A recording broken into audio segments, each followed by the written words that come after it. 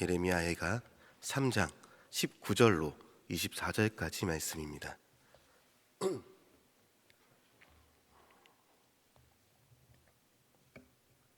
예레미야해가 3장 19절로 24절까지 말씀, 본문의 말씀을 교독하도록 하겠습니다. 제가 먼저 읽겠습니다. 내 고초와 재난 곧 쑥과 담즙을 기억하소서.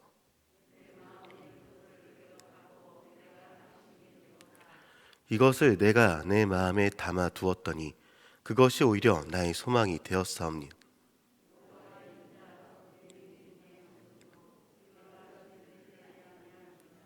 이것들이 아침마다 새로우니 주의 성실하심이 크시도소이다.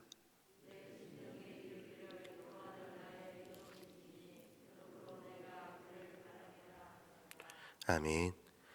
네, 오늘은 예레미야가 3장 19절로 24절 말씀으로 슬픔에서 소망으로 이 제목을 갖고 본문 말씀 보도록 하겠습니다. 네, 그리스도인이 이 세상을 살아가면서 늘 행복하고 기쁘고 좋은 일만 가득하면 좋겠지만 하나님의 나라가 아직 완전하게 임하지 않은 이 세상은요, 여전히 불완전한 곳인지라 곳곳에 슬프고 어려운 일이 가득한 것을 보게 됩니다.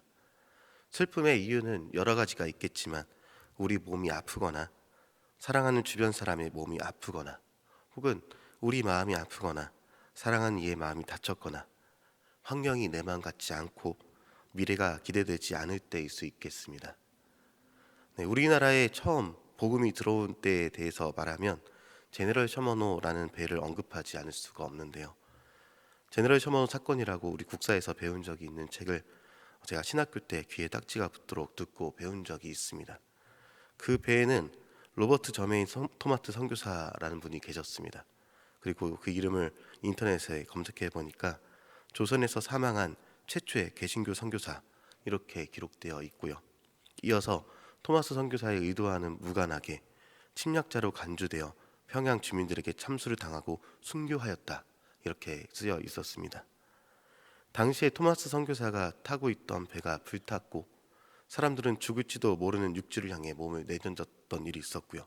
선교사도 같이 그러했습니다. 무트로 가면 조선 사람들이 창과 칼을 들고 물에서 올라오는 사람들을 죽이고 있었고요. 제너럴 셔먼에 탄 사람들에게 소망이 있을 리가 없죠. 불에 타 죽지 않기 위해 무태에 있는 죽음을 향해 헤엄쳐 가는 수밖에 없었을 것입니다. 그렇게 배에 탄 사람들은 소망 없이 죽었습니다. 선교사님도 아무런 선교도 하지 못하고 그곳에서 죽게 되었습니다. 근데 소망 없음의 모습은 어쩌면 이런 모습이 아닐까요? 내가 탄 배에는 불이 타고 있고 앞에는 창과 칼이 있습니다. 하나님 나라를 위해서 먼 곳에서 왔는데 죽음이 기다린다니 하나님이 너무하신 것 같다는 그런 생각마저 들게 됩니다. 오늘 본문에서도 이와 비슷한 슬픔을 가진 자 예레미야가 등장하게 됩니다. 단지 하나님의 선지자 역할을 했을 뿐인데 부모에게는 호적에서 파인 자, 유대인들에게는 매국노 그렇게 칭함을 받은 사람이었고요. 억울하게 갇히기도 했었습니다. 그리고 그가 선포한 하나님의 메시지는 이 나라는 멸망할 것이다 였습니다. 뒤에는 불타는 예루살렘, 앞에는 각종 우상이 득실거리는 바벨론. 그래서 그는 울고 또 울었던 것 같습니다. 결국 바벨론 포로로 잡혀가는 유대인들을 바라보면서 불타는 예루살렘을 보면서 울고 또 울 뿐이었던 것이 그의 모습이었던 것이죠. 그래서 그는 눈물의 선지자라는 별명을 갖기도 했습니다. 오늘 본문은 총 66절로 구성되어 있는 3장의 내용입니다. 그런데 이 예레미야 애가라는 책은요, 총 5편의 시를 그 안에 담고 있는데 주의 깊게 보면 1, 2, 4장, 5장은 모두 22절로 기록되어 있고요. 그 모두는 우리말 번역인 잘 드러나지 않지만 히브리어 자음 22개가 각절 가운데 가장 앞에 순서대로 등장해서 운율을 맞추고 있는 것을 보게 됩니다. 한글로 예를 들면 각행의 초성을 기역, 니은, 디귿, 리을 순으로 하는 것과 마찬가지인 것이죠. 그런데 정 가운데 위치한 오늘 본문 말씀이 포함된 이 3장은 66절로 이어져 있고요. 그리고 22개 히브리어 자음이 3번 정도 나열되어 있습니다. 그리고 그 내용은 처음부터 끝까지 슬픔의 내용을 전달하고 있습니다. 히브리어 알파벳 알렙은요, 숫자 1을 가리키기도 하지만 한없는 처음을 나타내기도 합니다. 그리고 마찬가지로 히브리어 마지막 알파벳 22번째 글자 타우도 마찬가지로 한없는 마지막을 가리키기도 합니다. 한없는 슬픔이 처음부터 끝까지 내게 온다는 안타까움과 한숨을 표현하고 있는 내용이 오늘 본문인 것이죠. 슬픔의 내용을 잠시 살펴보면 17절과 18절 내용인데요. 한번 찾아보도록 하겠습니다. 우리 앞에 읽진 않았지만 17절, 18절 말씀, 제가 먼저 18절을 제가 먼저 17절을 여러분이 18절을 읽어보도록 하겠습니다. 주께서 내 심령이 평강에서 멀리 떠나게 하시니 내가 복을 내어 버렸으며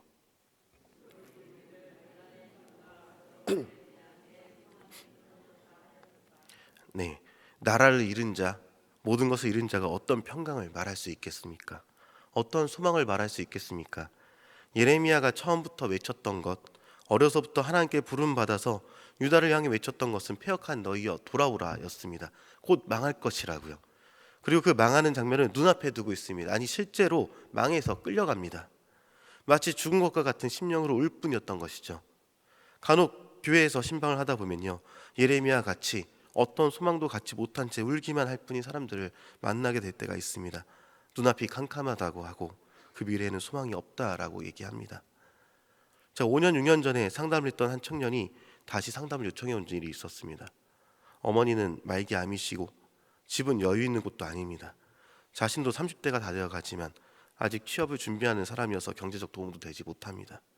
매일같이 우울한 표정만 지으니 그동안 만나고 있던 사람들도 떠나고 주변 친구들도 하나둘씩 연락이 끊겨간다고 합니다. 사는 게 사는 것 같지 않다는 상담의 내용이었습니다. 저는 그분에게 뭐라고 말할까요? 소망이 없는 게 맞다 하고 끝났을까요? 토마스 선교사도 죽고 끝났고 예레미야 시대의 유다도 나라 잃고 끝났고 우리 인생도 어려우니 끝났다 이렇게 표현해야 할까요? 오늘 예레미야 애가를 보니까 슬픈 노래를 부르는 중간중간에 조금 다른 구절이 나옵니다. 20절부터 25절까지 좀 긴 구절인데요. 이것도 한번 교독해 보도록 하겠습니다. 제가 먼저 20절을, 여러분 21절을 함께 교독하겠습니다. 20절로 25절입니다. 내 마음이 그것을 기억하고 내가 낙심이 되오나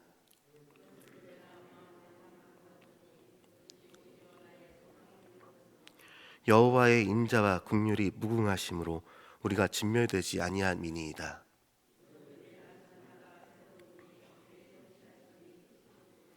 내 심령에 이르기를 여호와는 나의 기업이시니 그러므로 내가 그를 바라리라 하도다.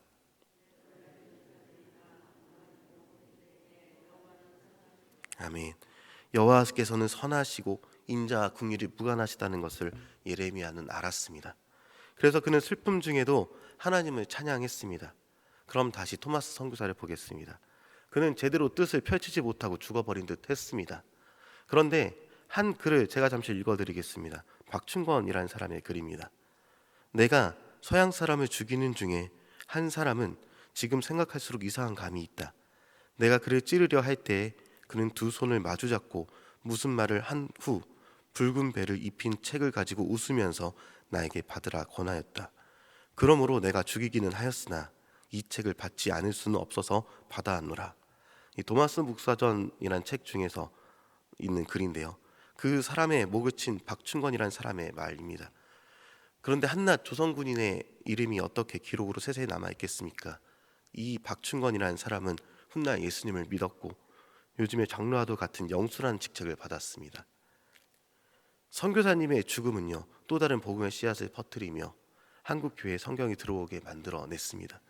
많은 믿는 자를 태어나게 한 것이죠. 예레미야가 믿음의 고백을 할 수 있는 이유도요, 하나님의 선함을 믿었기 때문입니다.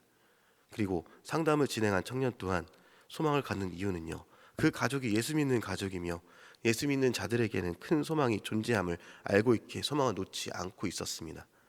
마찬가지로 예수님을 생각해 볼 수 있습니다.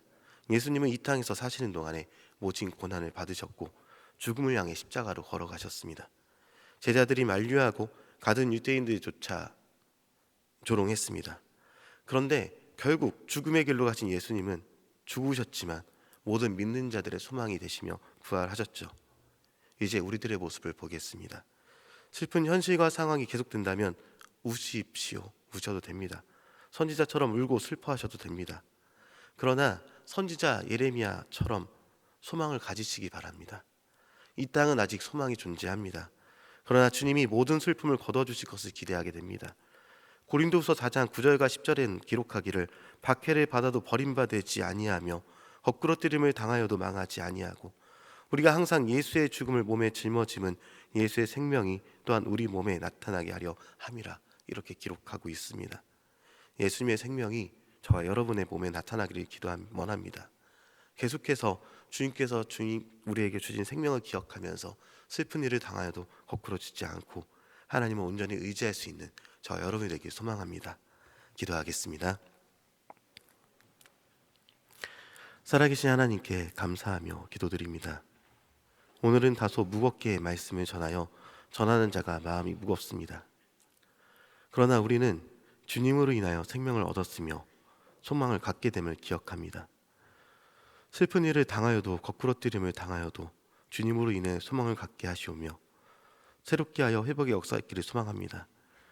예레미야가 울며 슬픔을 터뜨리며 나아가지만 그럼에도 불구하고 인내하신 하나님을 인하여서 감사하며 나아가는 것처럼 우리 또한 선하신 하나님을 온전히 믿으며 감사함으로 오늘 하루를 승리하며 나아갈 수 있도록 인도하여 주옵소서.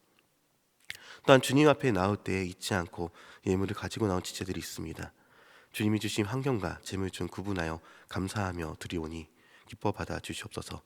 감사드리며 우리를 구원하신 예수님의 이름으로 기도드립니다. 아멘.